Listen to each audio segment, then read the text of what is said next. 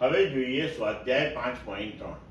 આકૃતિમાં એક પરિમાણમાં સ્થિતિ ઉર્જા વિધેયના કેટલાક ઉદાહરણો આપ્યા છે. કણની કુલ ઉર્જાનું મૂલ્ય y અક્ષ પર ચોકડીની નિશાની વડે દર્શાવ્યું છે. દરેક કિસ્સામાં એવા વિસ્તાર દર્શાવો જો હોય તો કે જેમાં આપેલ ઉર્જા માટે કણ અસ્તિત્વ ધરાવતો ન હોય. આ ઉપરાંત દરેક કિસ્સામાં કણની કુલ લઘુત્તમ ઉર્જા કેટલી હોવી જોઈએ તે દર્શાવવું. ભૌતિક શાસ્ત્રની દ્રષ્ટિએ આવા કેટલાક ઉદાહરણો વિચારો કે જેમની સ્થિતિ ઉર્જાના મૂલ્યો આ સાથે મળતા આવે છે. હવે આપણને અહીંયા આગળ 4 આલેખ દર્શાવ્યા છે. એક પછી એક આપણે અહીંયા એનું વિશ્લેષણ કરીએ. બરોબર? તો હવે જુઓ કે કુલ ઉર્જા જે છે એ કુલ ઉર્જા બરાબર ગતિ ઉર્જા વત્તા સ્થિતિ ઉર્જા, એટલે કે E બરાબર K વત્તા V. K ગતિ ઉર્જા અને V સ્થિતિ ઉર્જા. તો આના ઉપરથી આપણે લખી શકીએ કે ગતિ ઉર્જા K બરાબર E માઇનસ V. તો અહીં આપણને સમજ પડે કે ગતિ ઉર્જા જે છે એ ક્યારેય ઋણ હોઈ શકે નહીં.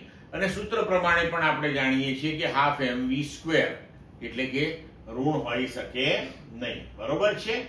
તો હવે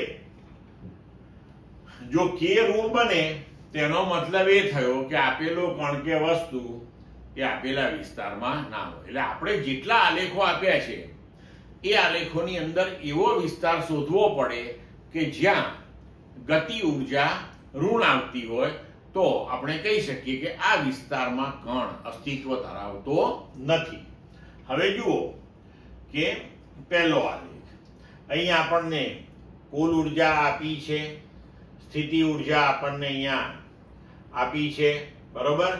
હવે જુઓ કે x બરાબર 0, એટલે કે અહીંયાથી. બરોબર? અને આ a. બરોબર છે? તો x બરાબર 0 થી x બરાબર a, આ વિસ્તારની અંદર સ્થિતિ ઉર્જા 0 છે. બરોબર છે?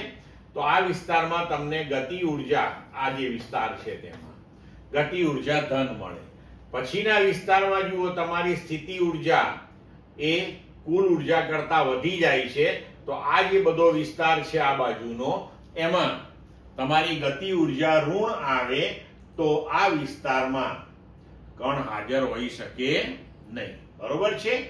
હવે આપણે બીજો ગ્રાફ જોઈએ.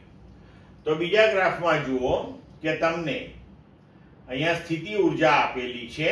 A સુધી આટલી અચળ છે, પછી A થી B આટલું અચળ મૂલ્ય છે. તો આવી રીતે આપણને સ્થિતિ ઉર્જા જે છે એ કુલ ઉર્જા કરતા સમગ્ર વિસ્તારની અંદર વધારે આપેલી છે. બરોબર છે?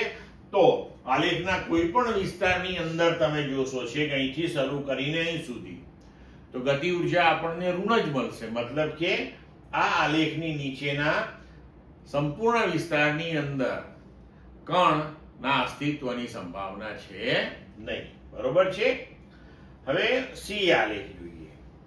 તો અહીંયા V0 આપ્યું છે આપણને, આ અચળ છે. ત્યારબાદ A થી B વિસ્તારની અંદર V0 નું મૂલ્ય ઋણ છે, અને ત્યારબાદ ફરીથી B થી આગળના વિસ્તારની અંદર V0 નું ધન અચળ મૂલ્ય E કરતા વધારે છે. તો હવે અહીંયા આપણને સમજ પડે છે કે આલેખમાં x બરાબર 0 થી x બરાબર a, બરોબર છે, અને x ગ્રેટર ધેન b, આ બધાયમાં સ્થિતિ ઉર્જા એ કુલ ઉર્જા કરતા વધારે છે. એટલે ગતિ ઉર્જા ઋણ થાય.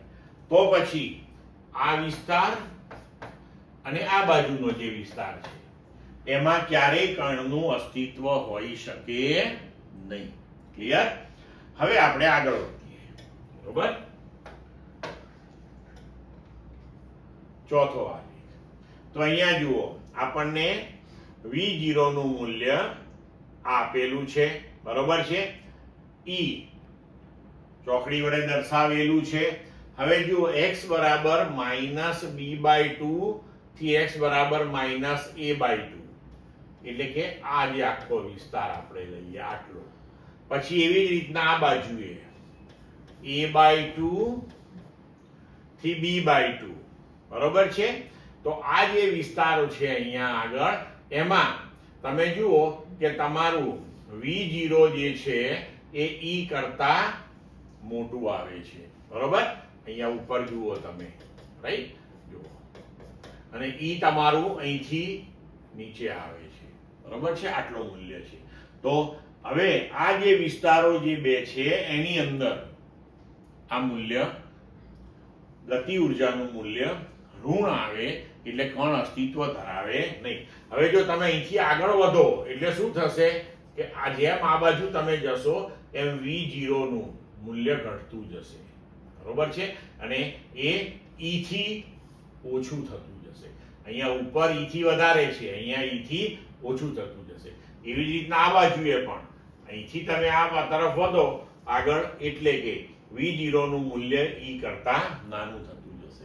તો આગળના આ જે વિસ્તારો છે જો આપણે એને કલર કરીને જોઈએ બરોબર કે અહીંથી આગળનો આ બધો વિસ્તાર બરોબર, એવી રીતના અહીંયા આ વિસ્તાર.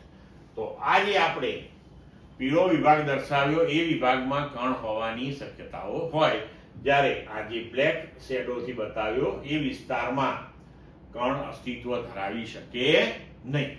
ક્લિયર મિત્રો? એકદમ